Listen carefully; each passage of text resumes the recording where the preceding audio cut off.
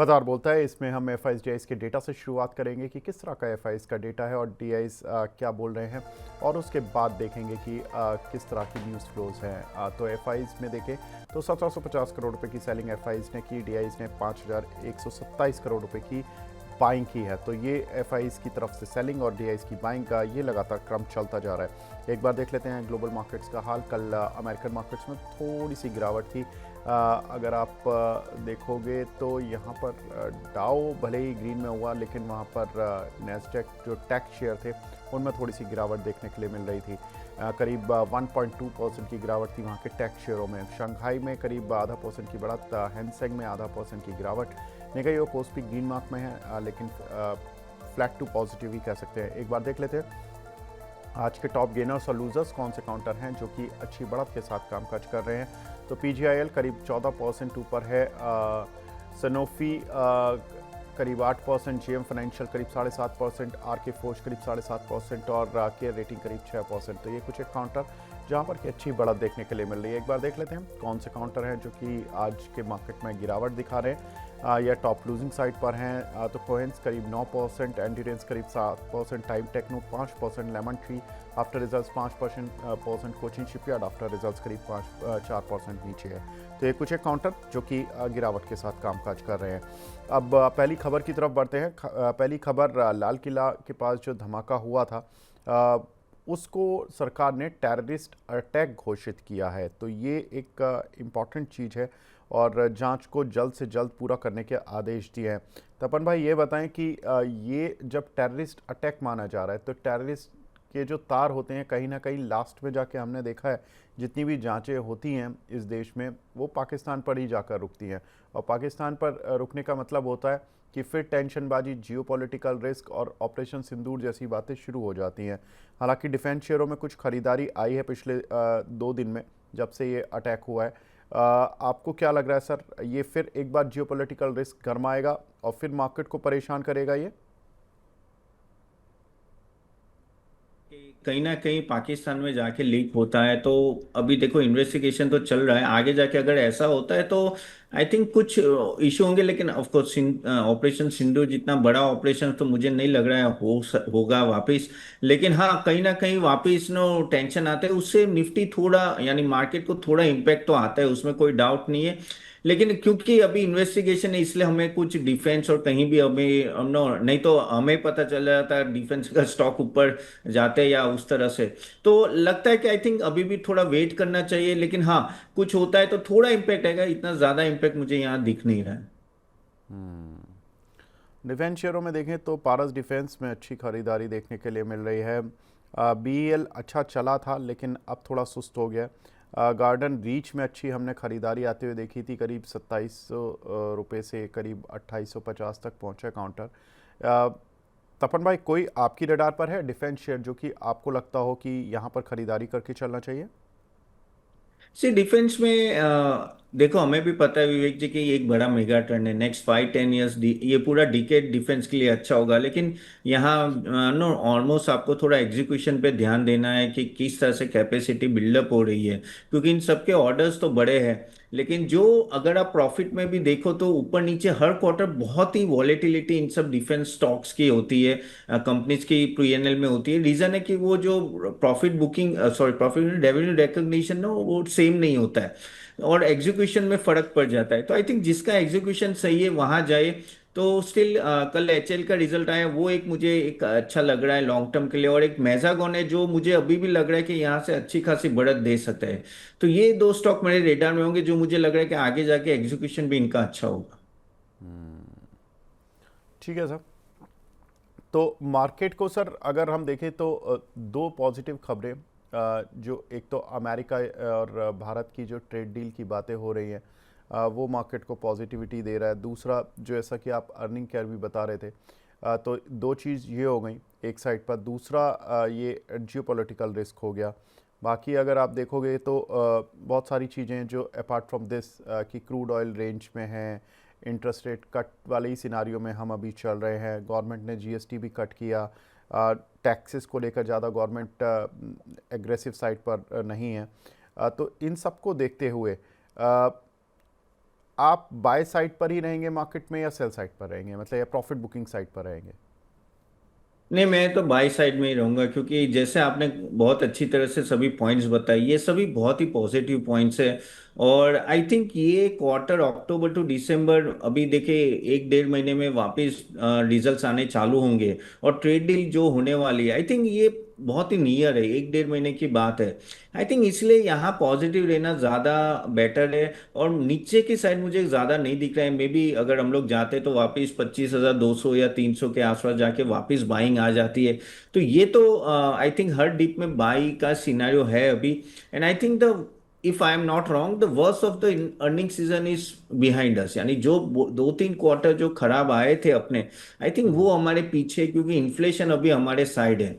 और आई थिंक ये जो GST cut and all that no, उसका जो डोमेस्टिक इम्पैक्ट है वो अभी चालू हुआ है सितंबर, 22 सितंबर ऑनवर्स, जो हमें एक दो क्वार्टर में अच्छी तरह से दिखेगा। इवन एफएमसीजी की भी कमेंट्री देखे आप, उन्होंने बोला है कि नेक्स्ट 2 क्वार्टर्स यानी सेकेंड हाफ जो होगा वो फार बेटर होगा कंपेयर टू दिस, क्योंकि इस बार एफएमसीजी उस तरह से परफॉर्म नहीं किए। तो ये निवेशकों को तो ऑफकोर्स यहाँ से बाई करना चाहिए। आई थिंक यहाँ से एक फर्स्ट हाफ मेरे लिए नेक्स्ट ईयर का काफी बेटर रहेगा मार्केट के लिए। ठीक है सर, बिल्कुल ठीक है। अगली खबर सर, अमेरिका में नया बिल मंजूर हुआ है। अमेरिका में शटडाउन खत्म करने के लिए जो बिल पास होने की बात हो रही थी पिछले 2 दिन से ही, खैर इम्पैक्ट तो आ चुका है, लेकिन नए स्पेंडिंग बिल को मंजूरी मिली है। शटडाउन के चलते वहाँ पर इन्फ्लेशन डेटा नहीं आ पाएगा और अक्टूबर महीने का, हालांकि एक डेटा नहीं आएगा तो सर ज़्यादा खराबी हो जाएगी क्या अगर एक महीने का डेटा नहीं आएगा? लोग कह रहे कि अमेरिका में अगर अक्टूबर की महंगाई दर के आंकड़े घोषित नहीं हो पाएंगे तो फेड को बड़ी दिक्कत होगी इंटरेस्ट रेट पर अपना व्यू बनाने के लिए, और उसके चलते कल हमने देखा कि वहाँ पर टैक्स शेयरों में बिकवाली थी। आप भी ऐसा ही मानते हैं कुछ? नहीं, इतना तो मुझे नहीं लगता, क्योंकि देखिए क्या है कि फेड को काफी हद तक पता होता है, नो, वो they know the internal data also somewhat. और प्लस शटडाउन जो कंप्लीट है वो ज्यादा बेटर न्यूज है, क्योंकि ये जो शटडाउन चला उसमें भी इनकी इकोनॉमी को ज्यादा इम्पेक्ट आ रहा था, और वो पूरा वर्ल्ड मार्केट भी उसको देख रहा था। तो आई थिंक जो बंद हुआ है वो ज्यादा पॉजिटिव है। बाकी रही इंटरेस्ट कट, वो फेड को पता है कि क्या होने वाला है, तो I don't think it will be a big impact. रही बात आईटी शेयर्स में गिरने की, तो देखो वहाँ एआई का बबल की बातें चल रही है कि भाई जो $4 ट्रिलियन का इन्वेस्टमेंट हो रहा है, कैपेक्स हो रहा है 2030 तक। अब आपकी कमाई तो उतनी है नहीं, अगर आप देखो तो ओपन एआई की कमाई ऑलमोस्ट ना $13 बिलियन ही है, और वैल्यूएशन आप देखो सबके। तो जो गूगल, मेटा, आप ओपन ईआई ले लो, ये एनवीडिया ले लो, ये सब इतना बड़ा इन्वेस्टमेंट करे, उसके सामने कमाई होगी कि नहीं, उसके लिए मुझे लग रहा है वहां थोड़ा डर का माहौल है। और काफी लोग तो बबल भी बोल रहे हैं। तो वहां हमें थोड़ा ध्यान में रखना पड़ेगा कि ऐसा ना हो कि कुछ हाथ से निकल जाए। लेकिन देखो अभी तो सब कुछ सही चल रहा है, आगे जाके गवर्नमेंट भी इंटरफियर करेगी। बट अभी तो उतना मुझे कुछ खास इम्पैक्ट नहीं देख रहा है। लेकिन हाँ, मुझे यहाँ सबसे अगर कोई डेंजरस साइन दिखे तो वो जो एआई का जो कैपेक्स है, $4 ट्रिलियन, यानी इंडियन इकोनॉमी का जीडीपी हो गया उतना इन्वेस्टमेंट करने की बात है, तो वहां थोड़ा डर लग रहा है। ठीक है। कोई अपनी आईटी कंपनी सर जो आपको लगता हो कि ठीक है या ख़राब है? क्योंकि इन्फोसिस के बायबैक की आज लास्ट डेट है, और अगर हम देखेंगे तो बायबैक का फ़ायदा लेने के लिए जिनको शेयर खरीदना है तो वो आज ही खरीद सकते हैं, कल रिकॉर्ड डेट है। T+1 का सेटलमेंट है, तो टी मतलब ट्रेडिंग, और ट्रेड+1 डे, यानी कि आज अगर आप ट्रेड करते हो तो +1 डे लगा लीजिए, यानी कि कल आपके अकाउंट में आएंगे। और रिकॉर्ड डेट कल की है, तो रिकॉर्ड डेट के हिसाब से आपके अकाउंट में कल क्रेडिट हो जाएगा, तो आपका नाम आ जाएगा उस बुक में जिसमें कि आप बायबैक के लिए एलिजिबल हो जाएंगे। लेकिन काउंटर ऑलरेडी सर 1470 से 1550-60 की रेंज तक आ चुका है, तो एक मूव बायबैक का दिखा चुका है। 1800 रुपये पर शेयर पर 18,000 करोड़ रुपए का बायबैक है। सर कहानी ओवर हो चुकी है बायबैक की, अभी कुछ बचा है?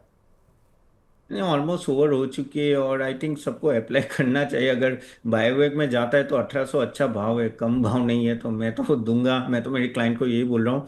और रही बात अगर आईटी में कोई स्टॉक्स है, तो आई थिंक यहाँ मिड कैप आईटी, कोफोजे, पर्सिस्टेंस से यहाँ पे ज़्यादा फोकस करे, जो रेगुलर परफॉर्म करते आ रहे हैं और जिनका गाइडेंस भी अच्छा है। और अगर आप देखो तो उनके जो प्रोडक्ट्स है काफ़ी एआई फोकस्ड है, और प्लस नीश एरिया में है, और स्केल इतना बड़ा नहीं है, तो वो उस तरह से फोकस भी कर पा रहे हैं, और आगे जाके काफी बड़े बड़े प्लेयर्स के साथ इनका टाइप है। तो अगर आईटी में फोकस करना है तो ऑफ कोर्स मैं प्रीफर करूंगा कोफोज और परसिस्टेंट को। ठीक है, अगली खबर की तरफ बढ़ते हैं सर। पुतिन भारत आ रहे हैं 5 दिसंबर को। अब ये फिर एक नया पेच फंसा देता है सर। वहाँ से डोनाल्ड ट्रंप कह रहे हैं कि इंडिया ने रशिया से क्रूड खरीदना लगभग बंद कर दिया है, कम कर दिया है। ऐसे में पुतिन भारत आएंगे, नए रिश्ते बनेंगे। पुतिन के भारत आने पर ऐसा नहीं कि वो शांति से आ रहे हैं, बिना बताए आ रहे हैं। इंटरनल मीटिंग है, कोई पता ही नहीं चलेगा कि क्या हुआ, सबको पता लग जाएगा। ख़ास तौर से डोनाल्ड ट्रंप को भी पता लग जाएगा कि हम दोनों देश मिले हैं और कुछ ना कुछ एग्रीमेंट भी साइन होते हैं, बातें होती हैं, वो सब चीज़ें होंगी। तो ऐसे में ये ट्रेड डील फिर तो नहीं अटक जाएगी कि पुतिन का दौरा फिर अटका देगा क्या? नहीं, देखिए ट्रम्प का एक बड़ा ईगो था कि no, at the end of the day India should cut down is oil import from Russia. और काफी हद तक हम लोग उस पर काम कर रहे हैं। जो बीच में भी ट्रम्प ने बोला ना कि इंडिया काफी इमेंसली अपना कट डाउन कर, मुझे एग्जैक्ट फिगर पता नहीं कि कितना हमने नो इंपोर्ट कट डाउन किया है, लेकिन अभी हम लोग भी उनको खुश कर रहे हैं और करना भी चाहिए क्योंकि eight the end of the हमें भी ट्रेड डील चाहिए। तो पुतिन समझते हैं, पुतिन को भी देखो, कुछ बोलो हम बोले या ना बोले, लेकिन पिछले 2 साल से तो उस कंट्री को काफी फायदा भी हुआ है। रशिया को इंडिया ने जिस तरह से ऑयल बाई किया है तो उनको बहुत ही सपोर्ट मिला। तो मुझे नहीं लगता कि पुतिन ज्यादा इस तरह से प्रेशराइज करेंगे कि वापस इनको बनाना। इंडिया अभी डिप्लोमेटिक गेम खेल रहा है तो वो खेलनी भी पड़ेगी ना। वो अभी ट्रम्प को थोड़ा शांत भी करना पड़ेगा। तो मुझे नहीं लगता कि आई थिंक बड़ा इशू होगा इसमें और वापस हमारा इंपोर्ट इतना बढ़ेगा, क्योंकि अभी क्योंकि trade deal, I think trade deal तो होगी ही होगी, क्योंकि यूएस को भी चाहिए, इंडिया को भी चाहिए। अगर नहीं हुआ तो हमारे लिए भी बड़ी दिक्कत है। जो हमारी एक्सपोर्ट ओरिएंटेड कंपनी जो उनको बहुत बड़े हिट्स आ रहे हैं। So we should no cut down. And I think कहीं ना कहीं नवंबर एंड दिसंबर में अगर हो जाती है तो अच्छा है। तो इसका मुझे बड़ा इम्पैक्ट तो नहीं लग रहा है। आई थिंक सभी तीनों कंट्री समझ रही है। ठीक है सर। तो ऑयल रिफाइनिंग कंपनीज में क्या करें सर? कुछ खबरें इस तरह की भी आ रही हैं कि इन्होंने अमेरिका से इंपोर्ट करना ज़्यादा शुरू कर दिया है ऑयल रिफाइनिंग कंपनीज ने। तो इनकी जो ट्रांसपोर्टेशन कॉस्ट है वो बढ़ रही होगी, क्योंकि रशिया के मुकाबले अमेरिका से क्रूड आना महंगा तो पड़ेगा। तो ऐसे में शेयरों पर क्या करें? देखिए ऑयल एक्सप्लोरेशन कंपनीज को के एक अच्छा खासा ड्रीम रन मिला। अगर आप रिलायंस की बात करो, इवन ओएनजीसी, इन सब की बात करें तो उनको जो रशिया से ऑयल मिल रहा था काफी डिस्काउंटेड, डिस्काउंटेड यानी 10% का था, ज्यादा नहीं था। पहले बहुत था, बाद में तो रशिया ने भी अपना भाव बढ़ा दिया था। अभी ये यूएसए करेंगे और सब जगह से करेंगे तो ऑफ कोर्स जो वो जो आपको लीवरेज मिल रहा था शायद उतना आपको लीवरेज ना मिले। तो अभी 1-2 क्वार्टर में ऐसा हो सकता है कि ऑयल एक्सप्लोरेशन कंपनीज का थोड़ा मार्जिन में इशू आए, लेकिन आई थिंक मेरा फोकस ज्यादा ओएमसी पे होगा। जो ऑयल मार्केटिंग कंपनीज है आई थिंक उनके लिए मार्जिन अच्छे रहेंगे, क्योंकि ऑयल नीचे रहा है। और जो पीछे 4-5 क्वार्टर से देखो तो आप उनके धीरे धीरे ग्रेजुअली मार्जिन बढ़ रहे हैं। तो अगर आपको फोकस ही करना है तो जैसे बीपीसीएल, एचपीसीएल है, वैसे सब कंपनीज में फोकस है। जो ऑयल मार्केटिंग कंपनीज है आई थिंक वहां फायदा ज्यादा है compare to oil exploration companies. ठीक है सर। अगली खबर की तरफ बढ़ते हैं सर। अगली खबर है एक्सपोर्टर्स को राहत। सरकार ने 45,000 करोड़ रुपए का राहत पैकेज दिया है। 25,000 करोड़ रुपए एक्सपोर्ट प्रमोशन मिशन पर खर्च होंगे। लेदर ज्वेलरी जैसे सेक्टर को प्रायोरिटी में रखा जाएगा। 20,000 करोड़ रुपए की क्रेडिट गारंटी स्कीम पर खर्च किए जाएंगे। एक्सपोर्टर्स को 100% क्रेडिट गारंटी मिलेगी। इसमें एमएसएमई और बहुत सारी जो स्पेशल कैटेगरीज हैं उनको शामिल किया गया है। सर, ये एक्सपोर्टर्स को राहत शेयरों को कहाँ ले जाएगी? ये राहत सही में फ़ायदा देगी या ये ट्रेड डील जितना डिले हो रही है उतना नुकसान ज़्यादा देगी? तो शेयरों ने पेन भी झेला है, गेन की स्थिति अभी आई नहीं है ज़्यादातर शेयरों में एक्सपोर्ट्स वाले, और आज भी इस खबर से कोई ऐसा खास इम्पैक्ट मिला नहीं। क्या लगता है सर आपको? नहीं, ये तो वो कहते हैं ना कि नो, इंसान गिर गए, बहुत बड़ी चोट लगी तो थोड़ी मलहम लगाने की बात है। इससे कुछ ज्यादा फर्क नहीं पड़ता है। देखो आप क्रेडिट अगर वो बढ़ाते हो लिमिट एंड ऑल दैट, उससे क्या होगा कि बहुत तो बहुत आप इंटरेस्ट शायद डिले कर दोगे, तो आपका एक्सपेंस थोड़ा डिले हो जाएगा। दूसरा जो होता है, जो राहत मिलती है वो कहीं ना कहीं आपको और दूसरी जगह पे राहत मिलेगी, लेकिन आप देखिए कि उनका जो सेल लॉस हुआ है, जो 4 महीने 3 महीने में जो उनका जो टर्नओवर हो रहा था वो जो चला गया, वो वापस तो आ नहीं सकता, तो उसकी प्रॉफिटेबिलिटी तो लॉस हो ही गई ना। और उसके वजह से उनके जो एक्सपेंसेस होते हैं, जो आप एम्प्लॉय एक्सपेंस देख लो, एडमिन देख लो, ये सब तो फिक्स होते हैं ऑलमोस्ट। और अगर वो निकालते नहीं है एम्प्लॉयज को तो वो तो झेलना पड़ेगा। तो ये सब है ना, सिर्फ सब्सिडरी, ये डायरेक्टली इम्पेक्ट नहीं करता प्रॉफिटेबिलिटी को, तो उनकी हालत और जितना डिले होगा, जैसे मैंने पहले भी कि डिले होगा, तो उनको और इम्पैक्ट आएगा। तो इसलिए मैं बोल रहा हूँ कि ट्रेड डील जितनी जल्दी हो, एक्सपोर्ट ओरिएंटेड कंपनीज के लिए वो फायदा है। ये सब सिर्फ इसलिए आपने देखा कि आज इतना आपने स्टॉक में बिहेवियर भी नहीं देखा कि सब भाग रहे, सो आई थिंक इतना बड़ा इम्पैक्ट नहीं आएगा इससे। ठीक है सर। वैसे सर ज्वेलरी कंपनीज के नतीजे अच्छे आए, भले ही वो कल्याण ज्वेलर हो, पीसीजे हो, टाइटन में भी ठीक था। कोई ज्वेलरी कंपनी जो आपकी रडार पर हो, आपको ठीक लग रहा हो?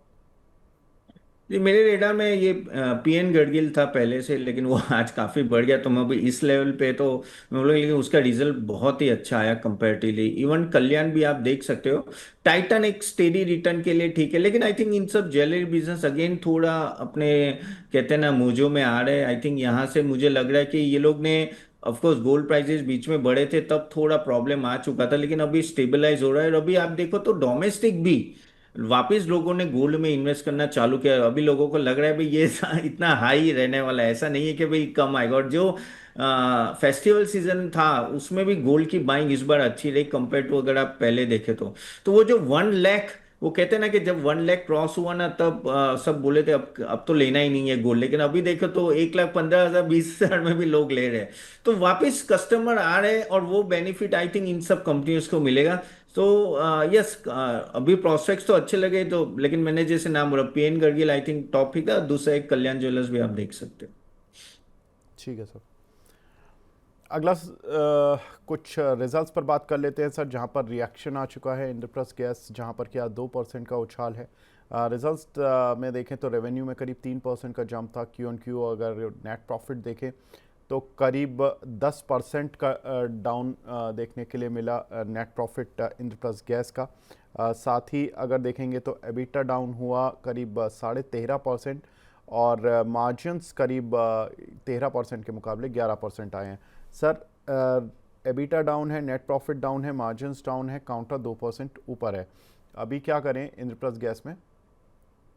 से इंद्रप्रस्थ गैस में मैं इतना पॉजिटिव नहीं हूँ। वन ऑफ द रीजन इसकी काफी हद तक ना गैस प्राइसेस पे इन सब का रेवेन्यू प्रॉफिटेबिलिटी डिपेंडेंट होता है। थोड़ा मार्जिन बूस्ट हो सकता है वेट के लिए, और वो पीएनजी और सीएनजी का नेटवर्क भी आगे बढ़ा रहे हैं, लेकिन आगे जाके हमें देखना पड़ेगा कि मार्जिन वो नो इंटेक्ट कर पाते हैं कि नहीं कर पाते। Of course balance sheet strong and all that is okay, लेकिन जो अर्निंग सीजन ग्रोथ है ना वो थोड़ी कम है। 4 से 5% का ही मुझे लग रहा है यहाँ से ग्रो हो सकता है, और रेगुलेटरी रिस्क बहुत बड़ा होता है गैस प्राइसिंग पे।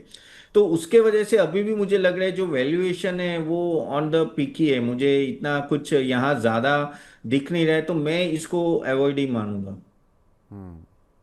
बाकी gas counter sir, ATGL, Gujarat gas, महानगर गैस, इन पर कोई आपका टेक? नहीं, मैं पूरे गैस, देखिए क्या होता है कंपाउंडिंग रिटर्न, अगर आप चाहे मैं लॉन्ग टर्म की बात करता हूँ तो जो कंसिस्टेंट रिटर्न आता है वो सब गैस कंपनीज में नहीं आता है। और वही गैस डिस्ट्रीब्यूशन कंपनीज का प्रॉब्लम वही होता है ना कि काफी हद तक गैस प्राइसिंग पे डिपेंड होता है, रेगुलेटरी कब वो उनको रिलीफ मिलता है एंड ऑल दैट। इसलिए मैं यहाँ इस काउंटर को नॉर्मली मैं अवॉइड करता हूँ, काफी साइक्लिकल होता है, इसलिए मैं ये सभी स्टॉक्स पे इतना पॉजिटिव नहीं हूँ। ठीक है। टाटा स्टील सर, रिजल्ट अच्छे दिए हैं कंपनी ने। रेवेन्यूज़ में करीब 10.5% का जंप देखने के लिए मिला। नेट प्रॉफिट में करीब 49% का जंप है। अगर देखेंगे तो एबिटा में करीब 20% का जंप, और मार्जिन्स में भी करीब 120 बेसिस पॉइंट की बढ़त देखने के लिए मिली on a Q on Q basis. Consolidated results हैं ये टाटा स्टील के। सर टाटा स्टील काउंटर तो बहुत अच्छा चला है। अगर आप देखोगे तो इस जो हम कह सकते हैं कि अजीब से मार्केट में जहां पर कि इंडेक्स चला, शेयर्स नहीं चले, लोग शिकायत में थे। टाटा स्टील 120-25 से सन 2024 जब से अगर आप देखोगे सितंबर अक्टूबर से जब से मार्केट में गिरावट आई है, उसके बाद से धीरे धीरे संभलते हुए फरवरी से आई थिंक ये फरवरी 2025 से और तेज़ स्पीड पकड़कर अब 180 तक पहुंच गया है। सर हो गया काम टाटा स्टील का या अभी और बची है इसमें स्टीम? नहीं, देखिए टाटा स्टील पे मैं काफी टाइम से पॉजिटिव था। आई थिंक हमने भी 2-3 बार बात की थी इसकी, क्योंकि अब जो सबसे बड़ा बेनिफिट जो स्टील कंपनीज को मिला है कि इनका मार्जिन एक्सपेंशन हो रहा है। और वो जो कुकिंग कोल का जो अगर आप देखो ना प्राइस लोअर था, उसके वजह से इनके मार्जिन एक्सपेंशन हुए। इवन जेएसडब्ल्यू स्टील का भी सेम लेवल पे है। और जो डोमेस्टिक डिमांड है ना वो स्ट्रांग है, ऑलमोस्ट 10% के आसपास। प्लस जो गवर्नमेंट ने सेफ गार्ड ड्यूटी लगाई उसके वजह से डिमांड ठीक ठाक रही है। प्लस यूएस का इनका जो सॉरी यूके का जो प्लांट है वहां भी अगर आप देखो तो यूके में भी एक अच्छी खासी डिमांड आई है, तो वो भी वहां भी उनको एक थोड़ा एक्सपेंशन मिल रहा है। प्लस गवर्नमेंट प्रोटेक्शन आई थिंक ये थोड़ा लंबे समय तक चलेगा, क्योंकि ये जो ट्रेड वॉर चल रहा है ना उसमें गवर्नमेंट को प्रोटेक्ट करना है अपने डोमेस्टिक कंपनीज को। तो उसको इनका डायरेक्ट फायदा हो रहा है। अभी अभी देखो ये ट्रेड वॉर चल रहे हैं तो थोड़ा ग्लोबल डिमांड थोड़ा स्लो डाउन है, लेकिन आई थिंक आगे जाके वहां भी इंक्रीज हो सकता है। तो मेरे हिसाब से प्लस ऑटोमोबाइल्स में भी देखिए अच्छी खासी तेजी है। तो आई थिंक ये स्टॉक आपको अभी तक रखे। आई थिंक यहां से भी मुझे लग रहा है 1-2 क्वार्टर सही होंगे, लेकिन ये क्या होता है साइक्लिकल स्टॉक्स है, तो हमें क्वार्टर टू क्वार्टर रिव्यू करना चाहिए। लेकिन नेक्स्ट क्वार्टर तक तो मैं थोड़ा बुलिश हूँ इस स्टॉक में। ठीक है सर। अगला काउंटर सर डीसीएक्स सिस्टम, जहां पर कि हमने हमारे काफ़ी सारे दर्शक सवाल पूछते रहते हैं। रेवेन्यूज़ में करीब 1.5% की गिरावट देखने के लिए मिली है और कंपनी का अगर लॉस देखें तो वो 9 करोड़ का आया है वर्सेस 5.2 करोड़ के प्रॉफिट के मुकाबले। तो रेवेन्यू गिरा, प्रॉफिट गिरा। और काउंटर पे एक बार देख लेते हैं। काउंटर आई थिंक काउंटर भी गिरा था। जी बिल्कुल, 3.5% गिरा हुआ है। एक समय पर ये 200 रुपये तक गया है काउंटर। करीब करीब 5% तक नीचे काउंटर आज के दिन में जा चुका है। क्या करें सर इसमें डीसीएक्स सिस्टम में? नहीं, बहुत ही डिसअपॉइंटिंग रिजल्ट है ये। एक पता नहीं डिफेंस स्टॉक है, पता नहीं क्यों ऊपर नहीं आ रहा है। आप सही बोले हो, बहुत रिटेल इन्वेस्टर ने इसमें इन्वेस्ट किया हुआ है। और हर टाइम क्वार्टरली रिजल्ट है, उम्मीद आती है कि भाई अब चलेगा अब चलेगा, लेकिन रिजल्ट ना मायूसी कर देता है। इस बार का भी रिजल्ट बिल्कुल भी अच्छा नहीं है। और देखो इनके पास ऑर्डर बुक की विजिबिलिटी अच्छी है, बहुत ही। एक्सपोर्ट भी अगर देखो तो वहां भी अच्छा है, लेकिन इसका एग्जीक्यूशन में बहुत बड़ा प्रॉब्लम है। और नो कुछ की क्लाइंट्स पे काफी हद तक डिपेंडेंट है, और इनका इनपुट कॉस्ट भी थोड़ा राइज हो रहा है कंपोनेंट्स का। और जो eight the end of the day working capital cycle में भी थोड़ा इश्यूज आ रहे हैं। लेकिन पता नहीं चल रहा है ऑर्डर बुक स्ट्रांग होने की वजह से कहीं ना कहीं कैपेसिटी और एग्जीक्यूशन में ये मार खा रहे हैं। इबिटा मार्जिन ठीक है, ऑर्डर बुक आप देखो तो 3,900 करोड़ का है। बट नो वैल्यूएशन भी बहुत इतना महंगा नहीं है, काफी सस्ता है स्टॉक। लेकिन प्रॉब्लम वो है कि ये निराश कर रहा है, तो मैं यहाँ लेने की तो राय नहीं दूंगा, क्योंकि अभी तक उस तरह का पॉजिटिव रिजल्ट नहीं आया है। सो जो अगर आपके पास है तो होल्ड कीजिए, लेकिन थोड़ा ऊपर आता है तो फिर निकलने का ट्राई कीजिए। ठीक है सर। अगला काउंटर सर इरकॉन, यहाँ पर भी काफ़ी लोग फंसे हुए हैं। ये रेलवे काउंटर्स भी काफ़ी दुखी कर रहे हैं और रिजल्ट्स देख लो तो और ज़्यादा दुख होते हैं।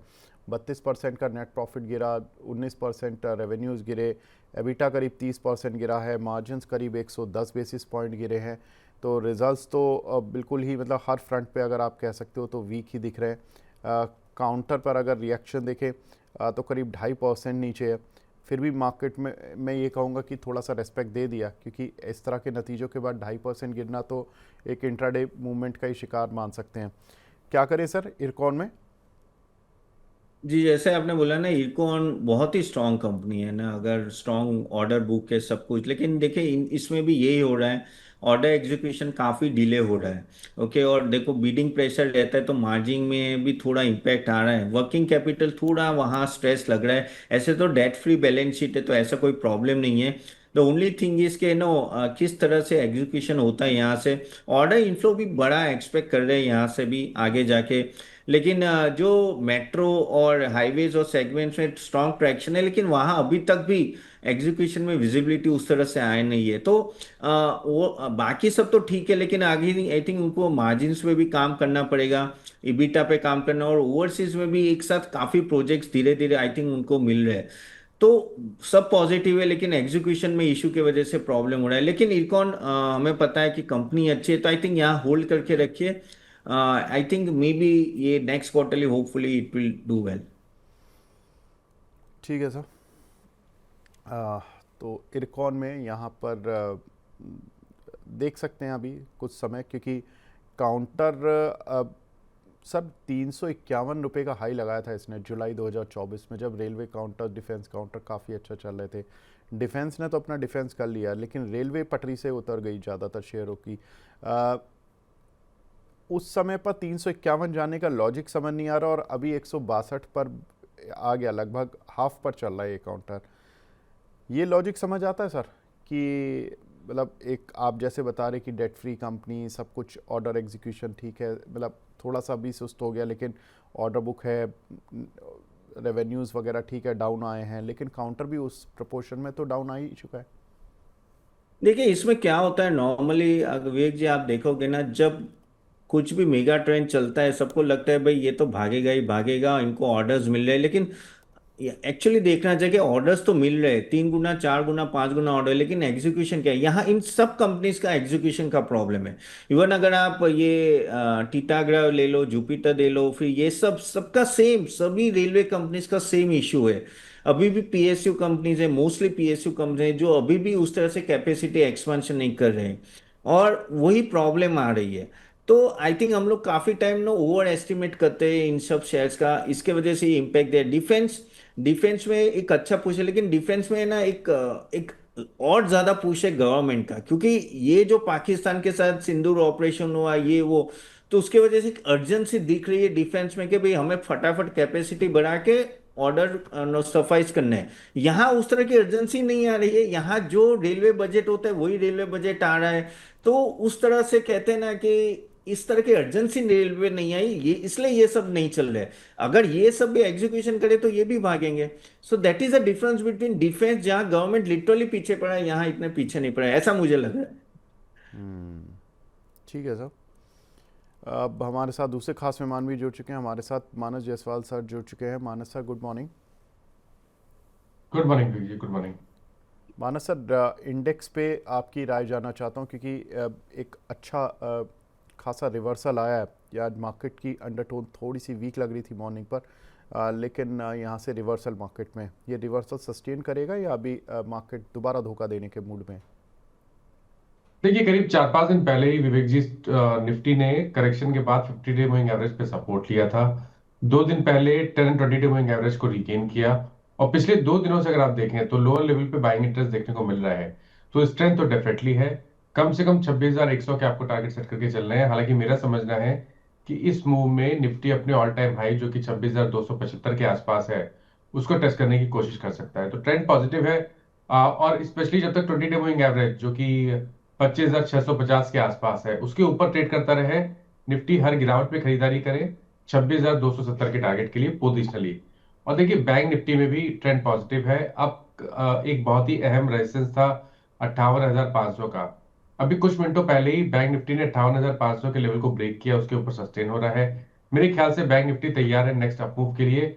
और इस अपमूव में अगर एक टारगेट सेट करने हो तो वो करीब करीब 59,500 के आसपास के आते हैं। तो 1,000 पॉइंट की रैली बैंक निफ्टी में भी देखने को मिल सकती है। तो यहाँ पर भी जब तक 58,000 के ऊपर ट्रेड करता रहे, हर गिरावट पे खरीदारी करें। ठीक है, हम एक काउंटर और डिस्कस करेंगे। तपन सर, आपसे लेमन ट्री, जहां पर कि रिजल्ट्स आए, कंपनी के काउंटर पर आज गिरावट देखने के लिए मिली, 7.5% रेवेन्यू में जंप देखने के लिए मिला। एबिटा लगभग फ्लैट है, 131 करोड़ के मुकाबले 131 करोड़ ही है। मार्जिन्स गिरे हैं 46% से गिरकर 42.7%। नेट प्रॉफिट हालांकि अप हुआ 29.6 करोड़ से बढ़कर 34.6 करोड़। तो लेमन ट्री की बात हो रही है, तो लेमन ट्री पे सर आपकी राय, तपन सर, इसमें क्या करें? नहीं, लेमन ट्री में पॉजिटिव हूँ। ऑफ कोर्स इस बार का रिजल्ट उतना अच्छा नहीं है जितना मैं हमने एक्सपेक्ट किया था। तो थोड़ा मुझे इवन रेवेन्यू ग्रोथ थोड़ा अच्छा लग रहा है। Even at least I was expecting around 18 to 20% growth, लेकिन उस तरह का आया नहीं है। लेकिन होटल पाइपलाइन इनकी बहुत अच्छी है। और नो यहाँ से भी लग रहा है कि नो डबल डिजिट ग्रोथ हो सकता है। और काफ़ी हद तक वो मैनेजमेंट कॉन्ट्रैक्ट्स पे एक्सपेंशन कर रहे हैं। ठीक है, उनके मार्जिन कम होते हैं, लेकिन आगे जाके वो फायदा होगा। अगर आप ऑक्यूपेंसी रेशियो भी देखो तो अराउंड 75-76% है। एवरेज रेवेन्यू पर रूम भी देखे तो मिड सिंगल डिजिट पे ग्रो हो रहे हैं। एंड डेट रिडक्शन धीरे धीरे कर रहे हैं। ऑफकोर्स उनका एक्सपेंशन बहुत फास्ट है।